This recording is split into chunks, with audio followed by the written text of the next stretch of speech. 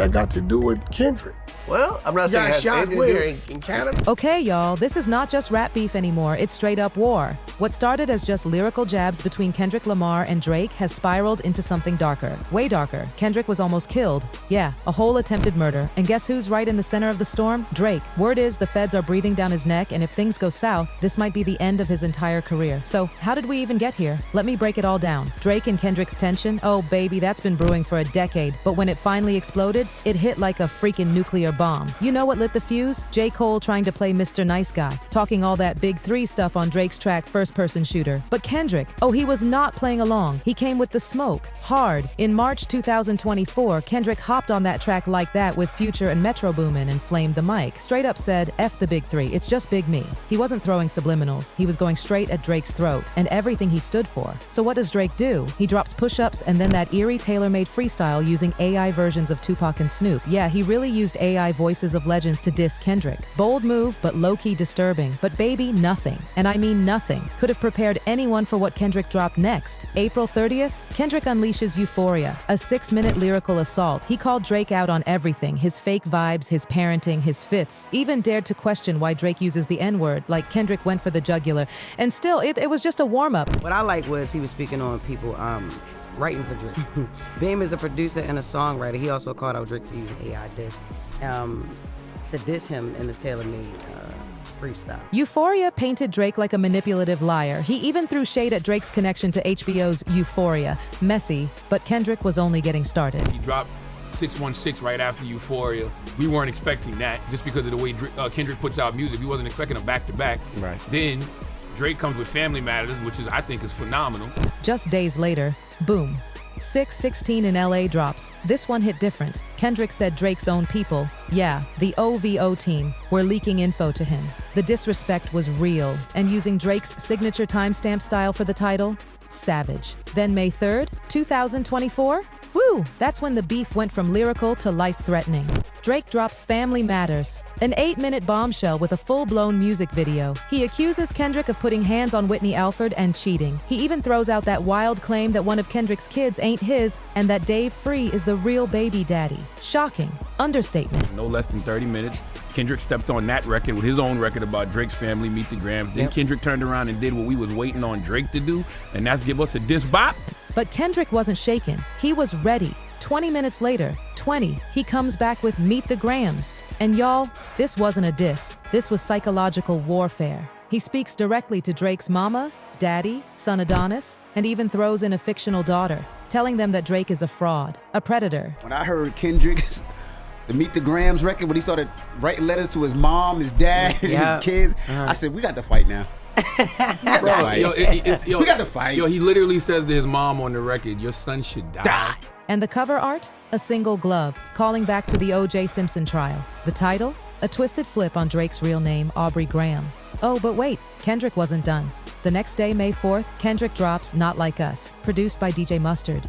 And this one? It was different. This wasn't just rap, it was a cultural moment. He accused Drake of being a predator, a colonizer, stealing from black culture. The cover art had red dots on Drake's mansion, like predator registry icons. And in the music video, Kendrick's out here beating up an owl piñata, straight up mocking Drake's OVO label. The beat had that West Coast bounce, catchy, slick, deadly. It soared to #1 with 21 million streams in just 3 days. Eventually, it crossed 1 billion streams. And more than that, it united the entire West Coast against Drake. Somebody said this, they said this on Joe Budden's podcast. When HBCUs start playing it at fucking homecomings and shit, exactly. It's imbued in our psyche. Drake tried to hit back the next day, May 5th, with The Heart Part 6. Denied everything. Said if any of that Predator stuff was true, he'd be in cuffs already. Claimed he tricked Kendrick by feeding him fake info about a secret daughter. And it's not going to take me almost 2 days to reply to Meet the Grams and Not Like Us. Maybe No. maybe not. I think you're giving Kendrick benefit of the doubt because you're a light-skinned hater. But it was too late. Fans could hear it. He sounded tired, defensive, worn out. And the streets? They had already picked their side, and it wasn't Team Drake. Then, things got deadly. 3 days after Not Like Us dropped, May 7th, Drake's mansion in Toronto got sprayed up. Yeah, a real drive-by. According to court docs, masked gunmen pulled up to 21 Park Lane Circle. That's Drake's spot, in the middle of the night. Someone even shouted, "Drake," before the bullets flew. 2 shots hit, one through the front door, and another one hit Drake's security guard. Dude was bleeding out on the floor while the crew tried to save him with towels for nearly 30 minutes. It was chaos. I think it was Sluggo who told me that one of them, I think it must have been Drake who was talking about his, he dissed him by talking about his size 7 feet or something, right? And that's fine. I think it's great. If everybody would just if the Israelis and Hamas would go after each other in song. Battle raps. Yeah, battle raps. Yeah, why not? Yeah, dance off. That's how they should do it. But it didn't stop there. The next day, someone tried to dig under the mansion's security fence. Yup, digging. And when the guy got caught, he started screaming racial slurs and threatening Drake. Then May 9th, another trespasser shows up and gets into a whole fist fight with security. That guy, hospitalized too. The cops wouldn't say if these incidents were connected to the beef. But let's be real. Kendrick drops a song calling Drake a predator and pointing out his mansion. And days later, people are pulling up with guns? Come on. This was hip-hop history turning terrifying. And Kendrick? Oh, he was just getting warmed up. After all that chaos at Drake's mansion, you'd think the beef might cool off, right? Wrong. While Drake was patching up bullet holes and dealing with trespassers, Kendrick, baby, he was outside celebrating, like full-blown victory lap through the entire hip-hop culture.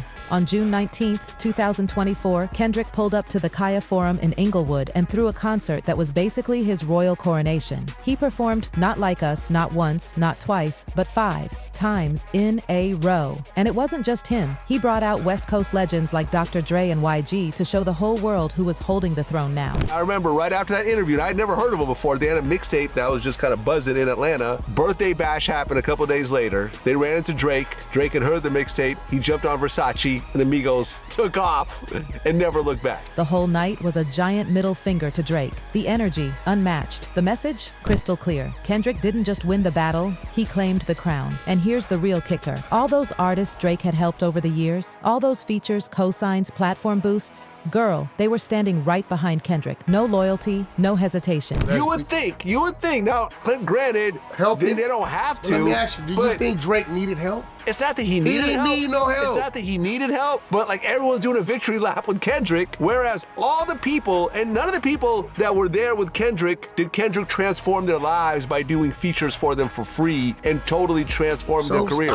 Even though Drake had helped so many of them get rich, when it came time to pick sides, the culture rode with Kendrick. That had to burn. Then came February 2025, and y'all, Kendrick shut the Grammys down. Not Like Us won 5 Grammys. Yup, Record of the Year, Song of the Year, Best Rap Song, Best Rap Performance, and Best Music Video. No diss track in history had pulled that off, like ever. But Kendrick wasn't done flexing. Oh no, he went for the jugular. February 9th, 2025, Super Bowl 59 halftime show in New Orleans. Kendrick hit the stage, rocked Not Like Us, and then brought out Serena Williams, the same Serena that used to mess with Drake, to dance on stage in front of 133.5 million people. Who disrespectful doesn't even begin to cover it. That moment, that was Kendrick telling the world, I ended Drake. Y'all saw it, but while Kendrick was doing his little victory dance, Drake was cooking up something else. A lawsuit. And not just any lawsuit. We're talking a full-blown 81-page federal nuke. Filed on January 15, 2025, Drake came for Universal Music Group, the label that reps both him and Kendrick, and what he claimed? Girl, it shook the entire industry. He accused UMG of defamation and harassment, saying they knowingly promoted Not Like Us, even though they knew it was full of lies. According to Drake, the label's push directly led to the shooting, the trespassers, the threats, all of it. He even said Not Like Us wasn't a diss. It was a straight-up weapon that nearly got him killed. And let's talk receipts. The lawsuit said UMG used bots, paid stations, all types of shady methods to blow up Kendrick's numbers and boost a song that was basically branding Drake a criminal. And get this, he said the cover art with those red dots on his house, that wasn't just art, that was like a map for vigilantes. It's giving premeditated chaos. Drake's team focused all their fire at UMG's corporate greed, not Kendrick directly. But we all know what the subtext was. Then in February 2025, Drake's legal team updated the suit to include Kendrick's Grammy sweep and Super Bowl performance. Why? Because they said UMG was doubling down and profiting off the damage to Drake's name. The argument? That those public wins made people believe Kendrick's allegations were facts, putting Drake in even more danger. But UMG wasn't backing down. They hit back hard, denied everything, said Drake was part of the beef willingly and was now trying to cry victim because he got destroyed. Filed motions in March 2025 to get the lawsuit thrown out, saying they were just doing their job, promoting music. Still, the industry shook. If Drake's lawsuit went through, it could change the whole way labels deal with rap beefs, like for real. When you start playing with certain people, we're witnessing this as we speak. When you start puffing on the wrong cigarette, cigar, smoke will come. We watch old Puff Daddy play with the wrong people, right?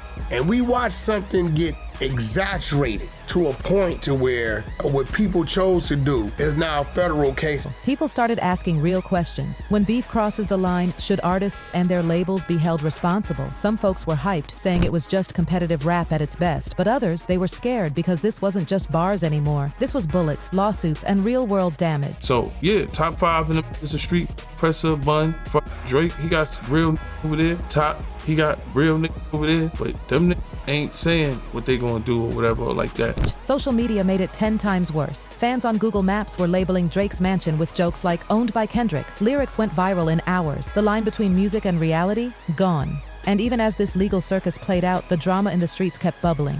Toronto rapper Top 5, who's got ties to Drake, went on an interview and said straight up, if Kendrick came to Toronto, he'd shoot him. Kendrick's not showing ain't up for nobody, bro. Dude is nobody. Come on, we watched this same dude get mushed in the face and kicked in the... And Kendrick, baby, he heard that loud and clear. But did he back down? Please. He and SZA announced a tour stop in Toronto, June 12th at the Rogers Center, Drake's backyard. It was Kendrick's way of saying, I'm not scared of you or your boys. Well, that's Drake's hometown. How do you think this is going to go down? Well, it's obvious. At least we can say, well, at least Drake ain't in control of Toronto because he ain't stopping that show. And now, as of today, the biggest questions still have no answers. The May 7th shooting, still under investigation. No arrests, no solid evidence connecting Kendrick or his camp to the shooters. What that got to do with Kendrick?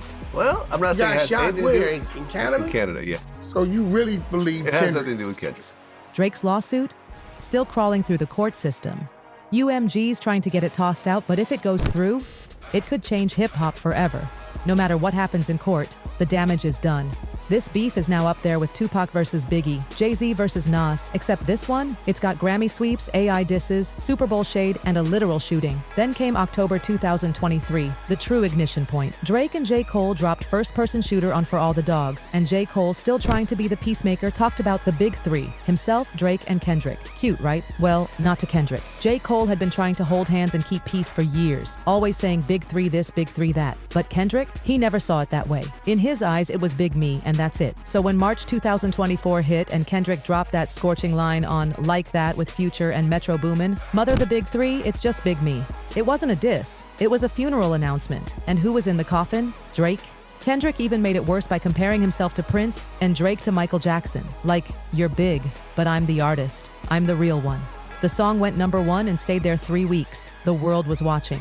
J. Cole tried to fire back with 7-Minute Drill, going after Kendrick's catalog, but that folded quick. At Dreamville Fest, Cole publicly apologized and called the diss a misstep. He was out. That left Drake standing alone, staring down Kendrick's full wrath. April 13th, 2024, Drake came back with push-ups. He was clowning Kendrick's height, his pop features, his whole status in the culture. Then on April 19th, he dropped that insane, tailor-made freestyle, using AI voices of Tupac and Snoop to diss Kendrick. That move, beyond bold, it was straight-up disrespectful. Hip-hop legends turned into bots just to get a shot in? Nah, the streets didn't like that. But the worst part? Even with those shots, Kendrick hadn't even warmed up yet. He was moving with strategy, laying foundation, building the narrative, setting the trap. And Drake, he walked right into it.